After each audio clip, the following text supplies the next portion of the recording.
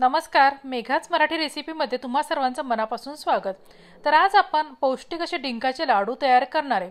डिंकाचे लाडू तयार करण्यासाठी मी 1 पाव बदाम, 1 पाव काजू, 100 ग्रॅम अक्रोड, 100 ग्रॅम डिंक आणि 1 जायफळ आणि थोडीशी विलायची घेतलेली आहे आणि अर्धा किलो खारीक आणि अर्धा किलो खोबरं घेतलेलं आहे। सर्वप्रथम आपण बदामची पूड तयार करून घेऊ आणि कढईत 1 चमचा एवढं तूप टाकायचं। तूप छान गरम झालं, वितळलं की त्यात आपण बदामची पूड तयार केलेली आहे ती टाकून घ्यायची आणि खमंग लाल होईपर्यंत परतून घ्यायची। असं केल्यामुळे आपल्या लाडूला खूप छान अशी चव येते आणि आपलं बदामात थोडंसं तेलही असतं, तेही छान सुटतं। त्यामुळे आपण अशा प्रकारे भाजून घेतलेले आहे। त्याचप्रमाणे आपण काजूही बारीक पूड करून तुपावर भाजून घेतलेले आहेत। तर अशा प्रकारे आपले बदाम आणि काजू छान भाजून झालेले आहेत। यानंतर आपण जे अक्रोड घेतलेले आहेत ते पण आपण मिक्सरला बारीक करून घ्यायचे आणि त्याची पूड तयार करून घ्यायची। पण अक्रोडची पूड जी तयार केलेली आहे ती आपल्याला भाजायची नाहीये, ती आपल्याला तशीच कच्ची ठेवायची। अशा प्रकारे आपले बदाम, काजू आणि अक्रोडची पूड तयार झाली।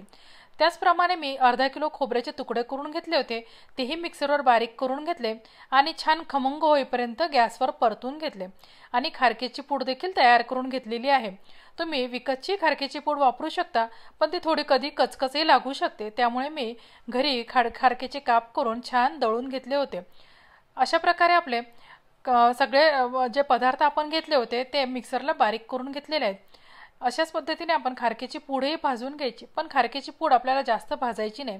खारकेची पूड जर आपण जास्त भाजत बसलो तर ती थोडीशी कडक होते आणि लाडू खाताना दाताखाली ती कचकच अशी लागते। त्यामुळे खारकेची पूड अगदी 2 मिनिटं भाजायची आणि लगेच काढून घ्यायची।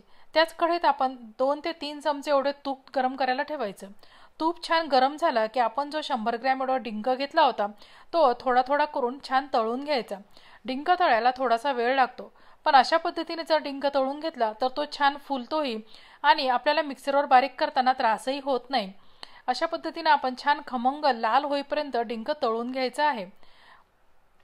अशा पद्धतीने आपण सगळा 100 ग्रॅम एवढा डिंक तळून घेऊ आणि तो मिक्सरवर छान बारीक करून घेऊ। डिंक तळला की असा छान फुलतो आणि तो खरपूस लाल होईपर्यंत आपण तळून घेत आहे। सगळ्यात शेवटी आपण मिक्सरमध्ये डिंकाची पूड काढली, कारण की ती थोडीशी पॉटला चिटकून बसते आणि काढायला त्रास होते। सगळ्यात सुरुवातीला आपण डिंक काढला असता तर बाकीचे मिश्रण काढताना आपल्याला थोडा त्रास झाला असता। आता त्याच कढईत आपण 2च चमचे एवढं तूप टाकलेलं आहे आणि 2 वाटी एवढा मी गूळ घेतलेला आहे। तो गूळ आपण तुपात टाकून घ्यायचा आणि फक्त गॅस थोडासा मीडियम करायचा आणि छान मेल्ट करून घ्यायचा।